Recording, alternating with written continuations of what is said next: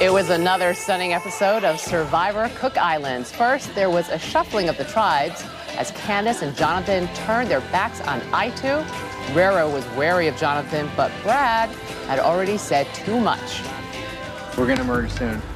Even if we go into the merge now, we're still strong. There's nothing to worry about. We're 6-6. And if it's like every man for himself. Did you just hear that comment about it's everyone for himself? Look, he's taking it whole. I have to play Brad right now. He has done questionable things. You know, he's Slim Shady right now.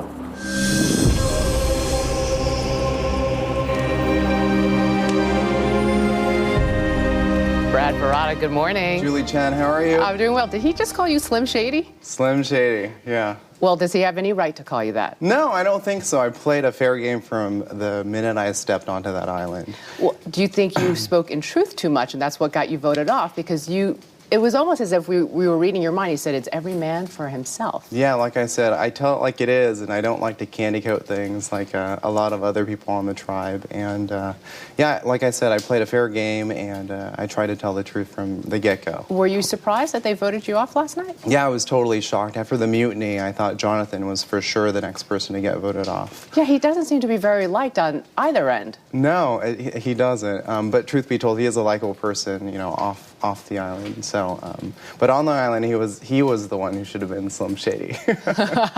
So, do you take it as a compliment that they voted you off because maybe you're a threat? You know? Yeah, I think Nate put it clear in the tent when he was talking to Adam, to the effect that after the merge, he thought that I would have gotten back together with my original Puka tribe, Yule and Becky. So, I think that he and Adam thought I would be a threat after the merge.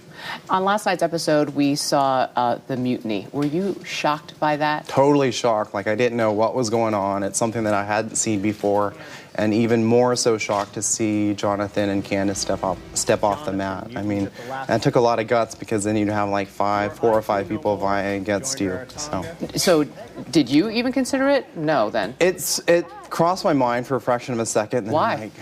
Just because I had a really tight alliance with Yule and Becky from day 2. So strong alliances were formed like off the bat for me. But you chose not to at the last second because... Because the entire Herero tribe would have it out for me at the end of the day. So I needed to look at long term. So when you're on this island and playing this game, is it constant strategizing? Like, especially, you know, Jeff Probst only gave you guys 10 seconds to make up your mind about the mutiny. It is constant strategizing, but I think for the most part, for me, I just wanted to challenge myself, and it was definitely a humbling experience. And after everything was said and done, I made a ton of really great friends. So. Well, we have a secret scene I want to play. I haven't seen it yet either, so let's play and we'll talk about it on the way out. Okay, cool.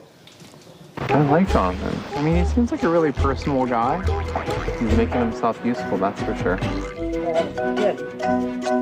So, can you just toss it up? Brad will. Can we do it straight up, okay? He's overall a really good guy. He's contributing a lot. Unfortunately for Jonathan, it has come too late in the game. So tonight, I think he is ultimately the one who's going to get voted off. Now, did you try to get people to get Jonathan off other than you, or? Well, I thought that everyone was going to vote Jonathan off. I mean, Nate had mentioned 2 or 3 times that it was Jonathan's head was on the chopping block. He couldn't be trusted. I know Adam didn't really get along with him, so...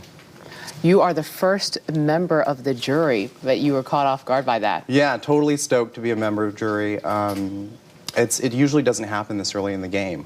So to me, it was a complete shock. But it's good, so you'll get to see me throughout the season at Tribal Council. Now, Brad, in your real life, when you're not vying for $1 million on some island with other strangers, you work in the fashion industry. You live in L.A. What's more cutthroat, the fashion industry or Survivor? I would definitely have to say the fashion industry. It's sink or swim. You're kidding. No, I work for Lucky Brand Jeans as the director of men's merchandising. It's a fantastic company to work for.